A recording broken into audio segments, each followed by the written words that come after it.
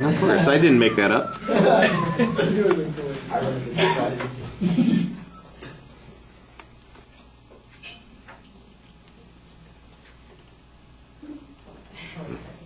Okay, so the claim that I'm responding to is that vegetarianism lifestyle is good for the environment and for society. Personally, I don't think this was really hard to argue. Or personally, I do agree, so it's hard to argue. First of all, they said that vegetarianism helps prevent obesity, and that it helps prevent cardiovascular disease, which is obviously a heart problem. And it helps to prevent cancer, but it's not really a cure for cancer, it just prevents it. So, according to the National Institution of Health, obesity is defined as having too much body fat, and it's caused by eating more than your body can use, and not getting enough exercise, or drinking too much alcohol. Obesity is just as likely to be caused by somebody that eats too much vegetables. Believe it or not, you can get too much of a healthy substance, and it doesn't matter what it is. If you're getting too much of it and not getting enough exercise, it's still not good for you. And then with the cardiovascular disease, basically it's just an issue with your heart. I found a study that said that fish oil is actually really good for your heart, and it helps prevent cardiovascular disease. And vegetarians don't eat fish, so they're not getting the fish oils. They can take supplements with pills and everything, but with that, they also have to start at a really young age. There's actually studies where they have to get kids whose moms are breastfeeding, but they're vegetarians. They have to take iron supplements and other supplements to get the vitamins that they should be getting from their mom's milk, but their mom isn't getting because they're not eating meats and getting all their oils in. So, based on a study by Paul J. Nelson from the Cardiovascular Nutrition Laboratory in Melbourne, Australia, he found that fish oil that you can't really get in a vegetarian diet actually helps prevent cardiovascular disease. And then the issue with the cancer, meat isn't directly related to cancer. It's the way that you cook it that depends on whether or not it'll increase your likelihood of getting cancer.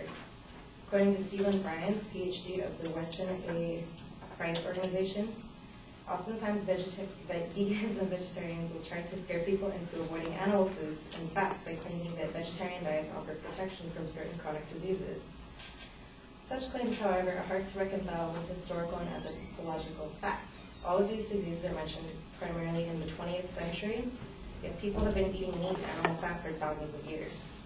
They looked mainly at a lot of the older indigenous people that were eating kind of a variety, but they were eating also a lot of meats, and they looked back at records and everything, and people weren't really dying so much of heart issues or meat-related issues. It was really just natural causes that they were trying to link it to newer issues of blaming on meat nowadays. But they actually found that it's the way that you cook it, like when you add things, when you add oils that aren't like natural and aren't healthy, or when you cook it with too much of any kinds of, like I said, oils or seasonings, that's really what causes the cancer, not so much the meat itself. So, that's pretty much it. Personally, I do think vegetarianism is good in every way, shape, and form, but it's really hard to get people to change.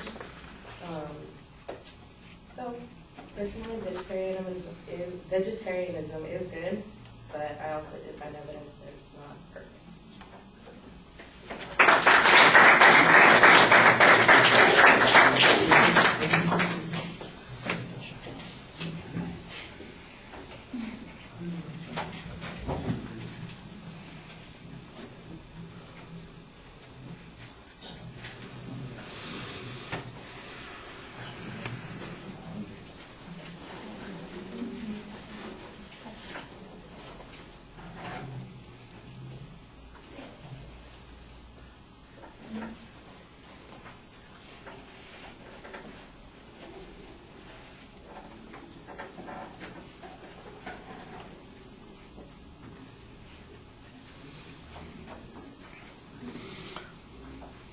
All right, you need to be a little bit careful about your opening statement and your closing statements, because I'll tell you what, in essence, you become an advocate for the opposing side. If the lawyers for Dr. Murray, for instance, were to say, yes, of course what he did was reckless, but the prosecution didn't prove it, I'm not exactly sure that they would be conducting themselves in a way that would be free from malpractice. And it's certainly not going to help Dr. Murray's case in that situation.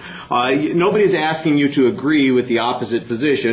The argument is, what problems are there with the claim that was being presented here, and what other claims are there that might mitigate this? As far as I'm concerned, your personal opinions on any of these arguments, one side or the other, is completely irrelevant. You are advocating the claim that you are dealing with at that moment. You're going to have the same problem when you are in the debates.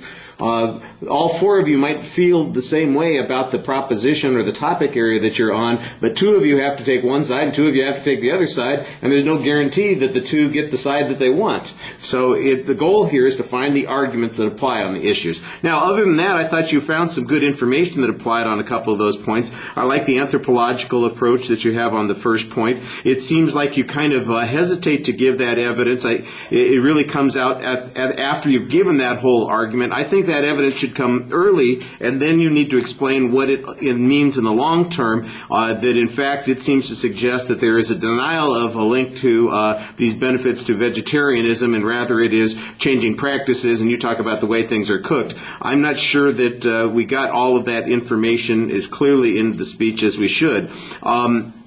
Actually, that was on the second point. The first point was the fish oil thing. I thought that was a good argument. I'm not sure what percentage of vegetarians actually refrain from consuming fish. Sometimes they do, sometimes they don't. Some people call themselves vegetarians if they only consume fish, eggs, and milk. It's a different kind. I'm sure there's a classification for it. I couldn't tell you what it is. Yeah, pescos or something like that, you know, pescatarians or something.